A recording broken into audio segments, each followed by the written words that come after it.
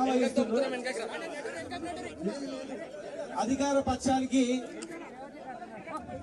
Direct గా కొమ్ము కాస్తూ police వ్యవస్థకే కొంతమంది చెడ్డపేరు చేస్తున్నారు.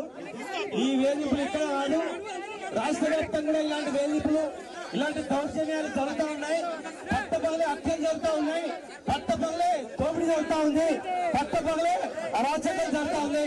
ఈ ప్రభుత్వం అరాచకమైన ప్రభుత్వం. దీన్ని అంతా బంధించాలంటే అందరూ సమ్మేళనం పాటించాలి, అందరం ఒక్కటి కావాలి, అందరం ఒక్కటై ఎదురు తిరగాలి. తమిళ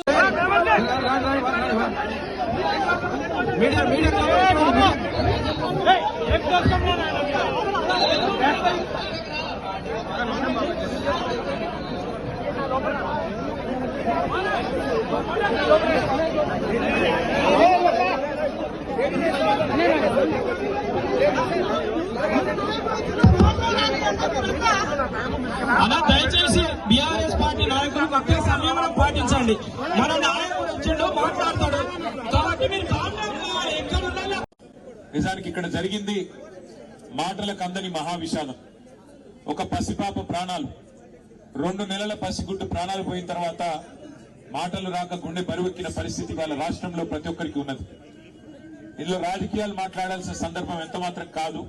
కానీ కుటుంబానికి న్యాయం జరిగే విధంగా కొట్టడాల్సిన బాధ్యత మాత్రం అటు మీడియా మీద, ఇటు మరి ప్రజలుగా సమాజంలో ఉన్న మనందరి మీద కూడా ఉన్నది. జరిగింది ఏంది అసలు? ఏమడిగింది ఆ పసిగుడ్డు?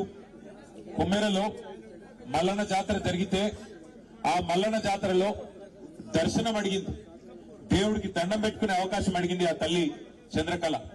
అడిగితే దేవుడి దర్శనం అడిగిన పాపానికి, దేవుడికి సేవ చేసుకునే, దేవుడిని దర్శించుకునే అవకాశం ఏమని అడిగితే ఇవాళ జరిగిన దాడి మానవత్వానికి మచ్చ.